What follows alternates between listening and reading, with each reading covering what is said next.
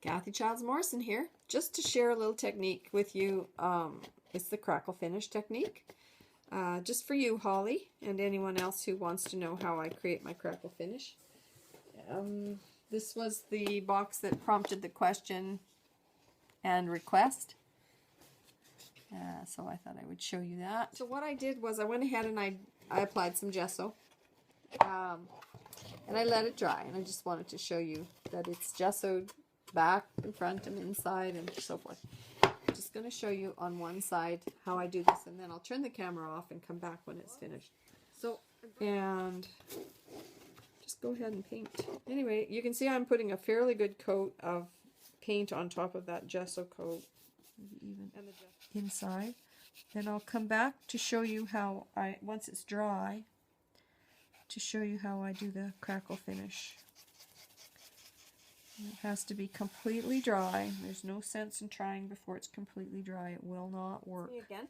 So my paint is all dry, and I'm about to put some Crackle Medium on this beautiful box. And so here I go. And what I'm using is this Folk Art Crackle Medium. It's the only thing that was available here in my little two-horse town. And I might actually have a wider brush somewhere, but I'm not going to be chintzy about the amount of crackle I put on this box. But you see, I'm not chintzy with it. I think that makes a difference to the end result. And I'm not overworking the crackle. I don't know, you know, they say, oh, make it an even coat. Whatever. I'm not making it an even coat. I'm just slodging it on and putting plenty. So I get some nice deep crackle. Now you can see what I'm doing. So I'm going to do the surface first. And then I'll open the lid and do this you know, these edges and so forth, but I'll just do the top first. So I'm going to go ahead and keep painting this Crackle Medium on the box, and when it's dry I will come back and finish this little demo for you so you can see what I do. Okay, thanks for watching. Bye now. So I'm back again. And I have the entire box coated with Crackle Finish, Crackle Medium, this one. And now I'm just going to wait for it to dry, so I'll come back when it's dry and we'll apply the paint and watch the wonderful crackle. Kathy Childs Morrison here, bright and chipper in the morning. And I'm about to do some Crackle Finish on this box. Actually, I'm using craft paint. This apple barrel, it's an antique white.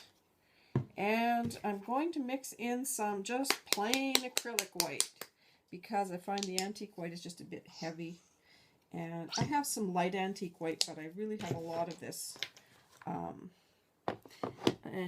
large quantity of antique white. So I'm just going to, and actually I don't really want to mix it very well because I'm going to get a different effect if I leave it kind of swirly and uneven. I'm looking for a little more shabby finish. So you can see I'm just going to leave it kind of swirled and not really thoroughly mixed. So it's not going to be an even colored finish either, as well as the crackle. So here we go. I'm going to crackle this baby. Lots of paint. Yep.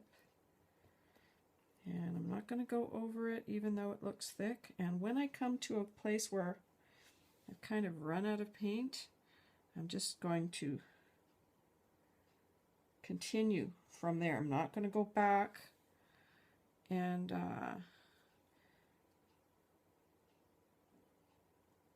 other than to daub, but I'm not going to drag the paint around, because if you try to do that, you're going to wind up with a very bad result. People say make an even finish, you know, try to make the paint even. You know, whatever works for you.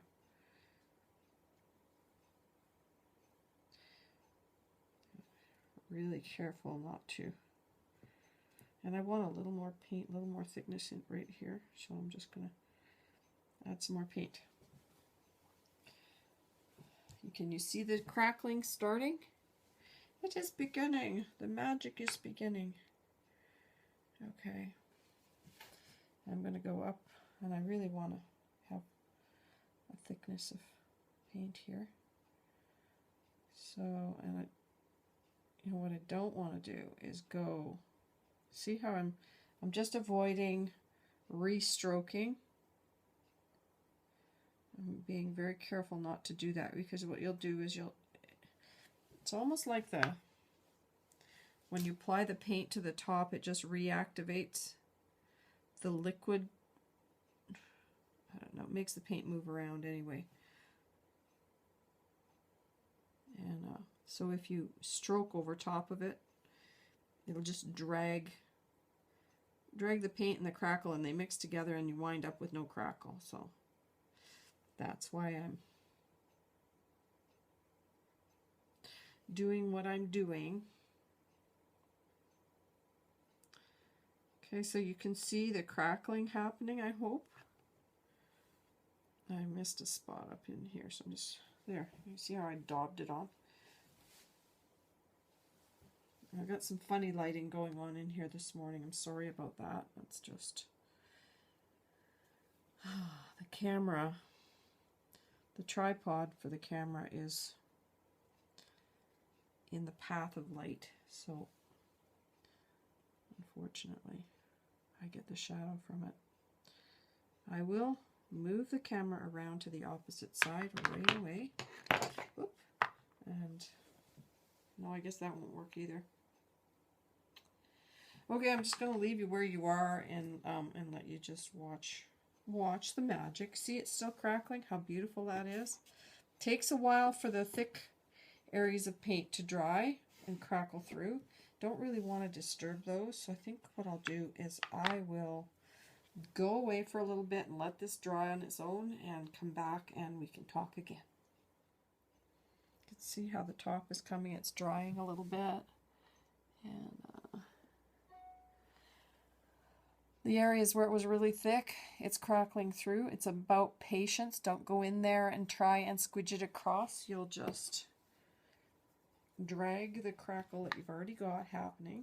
You don't want to do that.